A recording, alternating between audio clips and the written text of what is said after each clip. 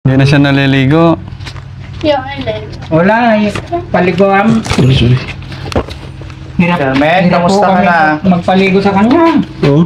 Jermaine, kamusta ka na? Wala, yung buhok niya. Parang si Ate Lisa na. Yung kuko niya. Ilang taon na siya tayo na naging ganyan? Baka magsasampo na ho siguro. 10 taon na. Ako tayo? Magsasampo na ho. Kasi nung unang nagkaganyan,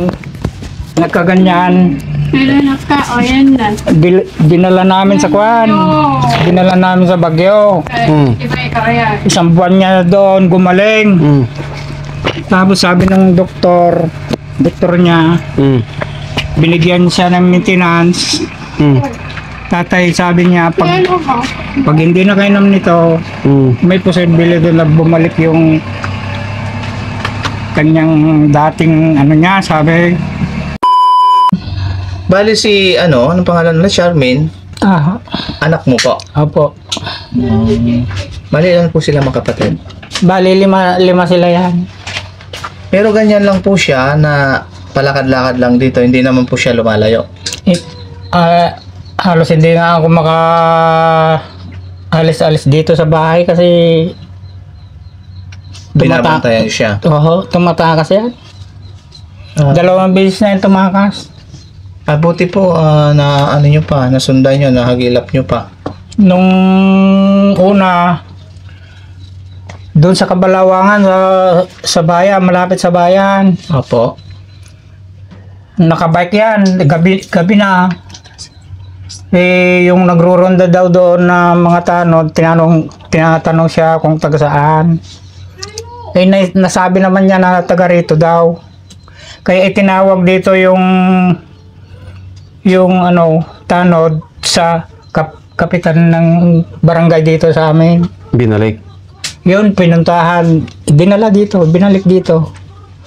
Hindi ko na alam kung saan ko hagilapin.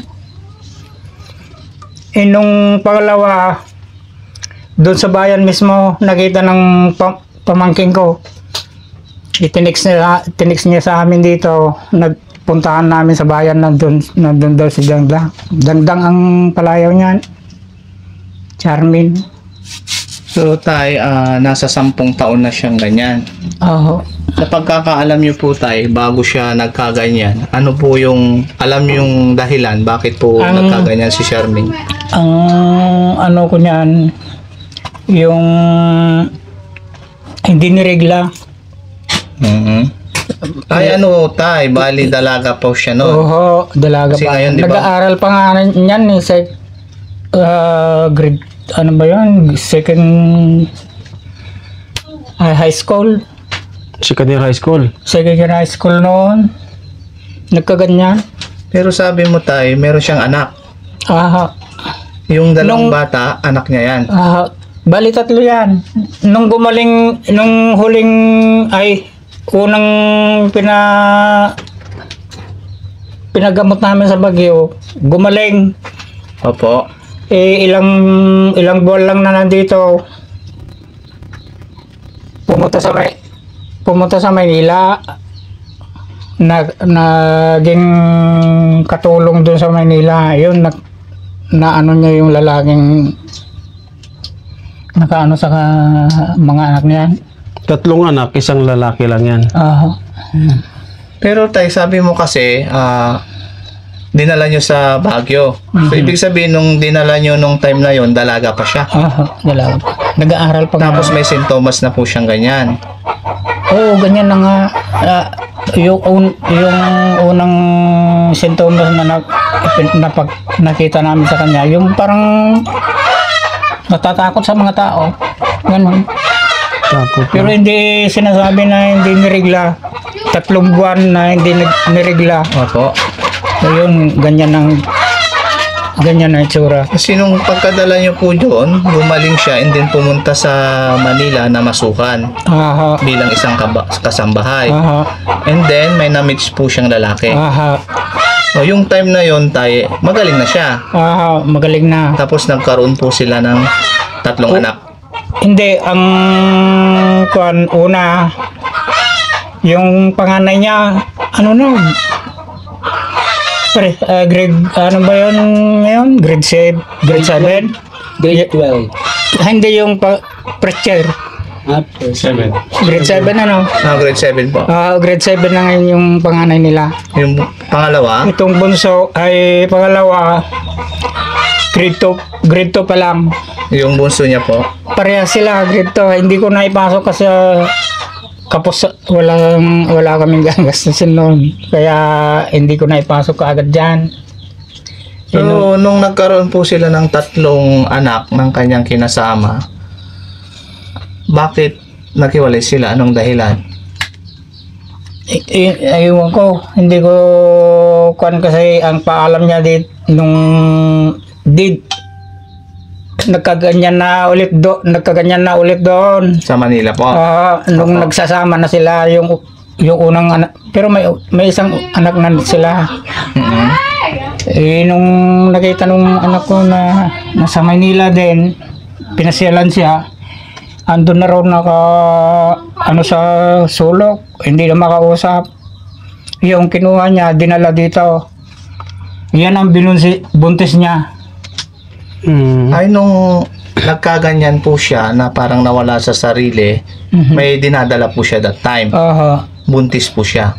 3 buwan. 3 buwan nung inuwi ng tita nila dito. Buti po tayo, hindi na disgrasya si Charmaine, Oo nga ho. Kasi sa kabila ng pinagdaanan niya, may dinadala pa siya. Pero nung naipanganak na yan,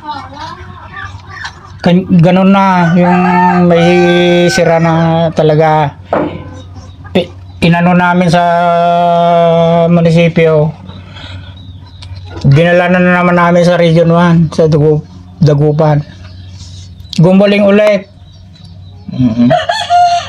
Nung nagtagal-tagal, Bumalik na naman. gusto na bumalik sa Manila. Balikan na naman siguro yung asawa niya. Kasi hindi sila kasal. Sabi ko, huwag na.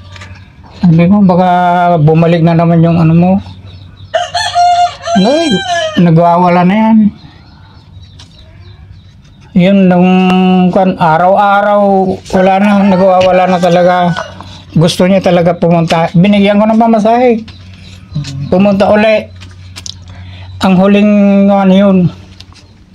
Tatay, mula nung dinala niyo po siya sa Baguio hanggang ngayon, mga ilang taon na po yun? Simula nung dinala niyo siya sa Baguio para ipagamot, hanggang ngayon, mga palagay niyo, ilang taon na po siya na ganyan?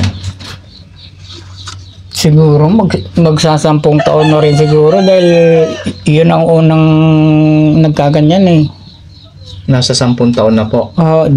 Dinala namin kagad yung dun sa kunoon sa Baguio. Mula nung dinala hanggang ngayon 10 taon na. Yung dinala namin sa Region 1, hindi ko alam kung ito yata ang Ibig sabihin yung sakit niya pabalik-balik kasi parang maintenance na siguro niya yan. Pag nawala siya ng maintenance, bumabalik yung sakit niya. Tapos ang mali ko noon, yung reseta ng doktor sa Baguio, pinadala ko sa kanya dahil pumunta nga sa Manila. Pag naubos yung dala-dala mong gamot, ito ang reseta, hindi ka bibigyan ng botika kung wala yan. Kaya binigay ko yon. Ay nawala na. Hindi namin alam kung sa may yun ang gamot na yon. At saka hindi rin ibibigay sa inyo yung walang resita. Kaya ipinadala ko sa kanya. Nawala ngayon yung resita. Nawala. Kaya wala na kayong pabili ng gamot kasi wala yung resita. Tapos itong huli, wala pa yatang mga 4 na buwan pa lang siguro nakalipas. Dinala namin sa psychiatrist dyan sa Umingan. Pinatignan namin siya. Binigyan naman ng gamot, hindi naman gumagana. Parang walang pagbabago po. Wala po. Ang mahal pa naman, 45 isa. Tatay, tanong ko lang, ganyan lang po siya na hindi naman siya nanggugulo, hindi naman siya nananakit. Minsan, sinasaktan niya yung mga anak. Pero kilala niya tayo yung mga anak niya. Kilala niya yung mga anak niya. Minsan, siguro kung magtumino-tino ang isip niya, alam niya. Pero pero minsan lang yun. Sumpong-sumpong siya. Sumpong-sumpong lang po. Nagiging sakit na pag walang gamot na iniinom. Wala kayo kasama tayo, kayo lang dito? Pamamatay lang nung nakaraang taon yung misis ko. Pasensya na po. Kausapin lang natin ulit siguro, Kuya Sam, ano? Kuya JC, si Charmaine. Tay, Sige po, samahan mo kami tayo sakali, no? kung sakaling makausap natin tayo. Sige po. Baka sa amin kasi hindi pa kami kilala, tumatakbo siya. Tulungan mo kami tayo. Carmen, ako. Kausapin ka raw ni Kuya. Kausap ka raw ni Kuya. Amen. Kanin gusto ko. Isukitan Hindi ko. mo madigusan. Ayaw. Gusto ko. Jasmine, Sige na ho. Kausap ka ni Kuya na. Kaya nga. Ayun. Sige na, kausap. Kasapin mo ni Kuya. Charmaine. Yan yung tapos. Si Kuya. Manta ko. Ay! Ayaw ko. Sige na, Ayan mga kababayan, medyo mailap si Charmaine, hindi natin makausap. So, pipilitin natin mga kababayan na kausapin. Baka sakali po na makausap natin. Sige na, Charmaine. Ano ba